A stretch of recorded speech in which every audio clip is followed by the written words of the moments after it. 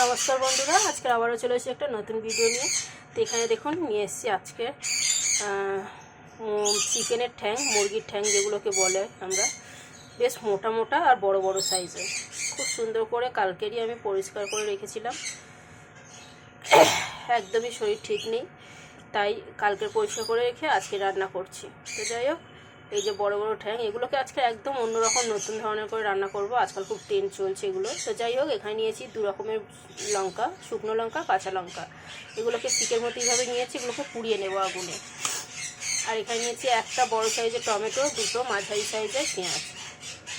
মাঝারি সাইজের থেকে বড় বড় আছে। তো চলুন এগুলোকে সবার আগে আগুনে পুড়িয়ে নেব, তারপরে এগুলোকেও একটু হালকা করে আগুনে পুড়িয়ে নেব। তারপরে কেটে আমি ছোট টুকরো করে নেবো, কারণ এত বড় বড় রান্না করা যাবে না রান্নার কড়াইয়ের মধ্যে। এখানে দেখুন বন্ধুরা, আমি এটাকে পোড়াতে দিয়ে দিয়েছি, তার উপর থেকে এইভাবে লঙ্কাগুলোকেও পুড়িয়ে নিচ্ছি। শুকনো লঙ্কা তো তাড়াতাড়ি পুড়ে যাবে, খুব ভালো করে পোড়াবো না, হালকা করে, মানে হালকা করে বলতে লাল করে পুড়িয়ে নেব।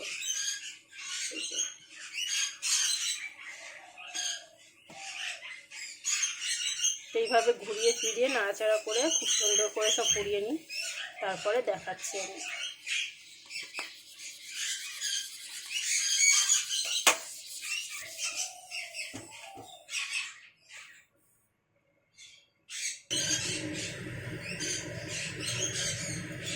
এই যে দেখুন বন্ধুরা, এইভাবে আমি হালকা করে সব পুড়িয়ে নিচ্ছি।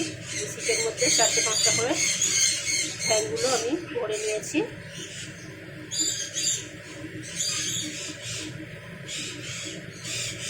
ঠ্যাংগুলোকে খুব বেশি কালো করে পোড়াবো না, একদম হালকা একটা ধোঁয়া ধোঁয়া গন্ধ আসবে, কালারটা চেঞ্জ হয়ে যাবে, সেই হিসেবে পুড়িয়ে নেব।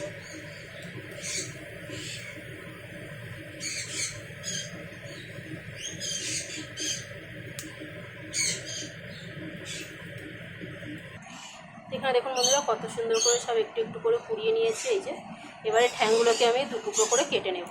এই যে দেখুন, খুব বেশি ভালো করে নিই, কিন্তু একটা স্মোকি ভালো ধোঁয়া ধোঁয়া একটা গন্ধ, পোড়া পোড়া গন্ধ এসছে। আর এখানে নিয়েছি আদা রসুনটা, আমার কাছে গোটা ছিল না তাই পোড়াতে পারিনি, তাই কাঁচা মানে যেটা বাটা ছিল সেটাই নিয়েছি। তো এখানে কড়াইতে তেল বসিয়ে দিয়েছি। এখন এই তেলের উপরে দিয়ে দেবো ঘরোয়া মশলা, ধনে, জিরে, লঙ্কা গুঁড়ো, হলুদ গুঁড়ো আর নুন।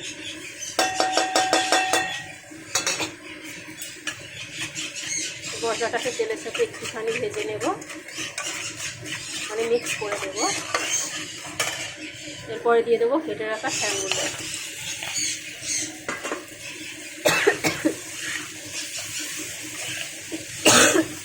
সরি বন্ধুরা, এবারে মশলার সাথে ঠ্যাংগুলোকে বেশ খুব সুন্দর করে একটু কষিয়ে নেব, ততক্ষণে আমি ওদিকে মশলাটা বেটে নিয়ে আসছি। দেখুন কত সুন্দর কালার এসে গেছে।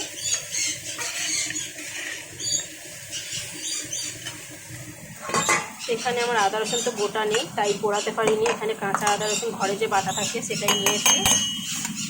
এবার এগুলোকেই আমি ভালো করে মিক্সিতে বেটে দেবো। এখানে দেখুন ঠ্যাংগুলোকে বেশ খুব সুন্দর করে মশলার সাথে কষিয়ে নিয়েছি, ওদিকে আমার মশলাও বাটা হয়ে গেছে।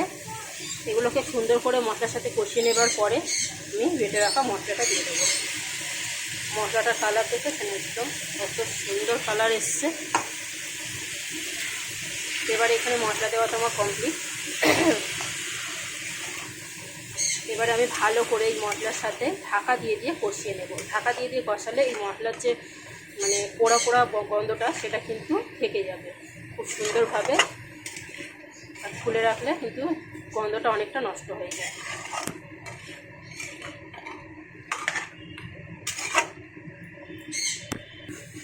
এখানে ঠ্যাংগুলো দেখুন কত সুন্দর করে কষানো হয়েছে, মশলাটা দেখুন পুরো গায়ে লেগে গেছে, একদম ড্রাই, কত সুন্দর কষানো হয়েছে।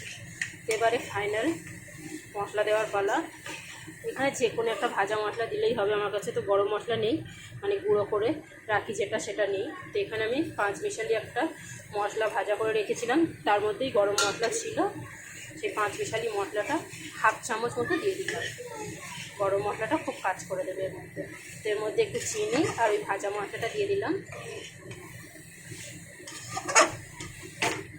হয়ে গেছে। এবারে সামান্য একটু জল দেব, খুব বেশি কারি হবে না। এখানে মিক্সিটা ধুয়ে একটু জল দিয়ে দিলাম আর সামান্য একটু এক্সট্রা জল দিয়ে দিলাম, যাতে ঠ্যাংগুলো খুব সুন্দরভাবে সেদ্ধ হয়। তো আমার রান্না এখানেই কমপ্লিট, শুধু ঠিকঠাক সেদ্ধ হয়ে গেলেই নামিয়ে নেব।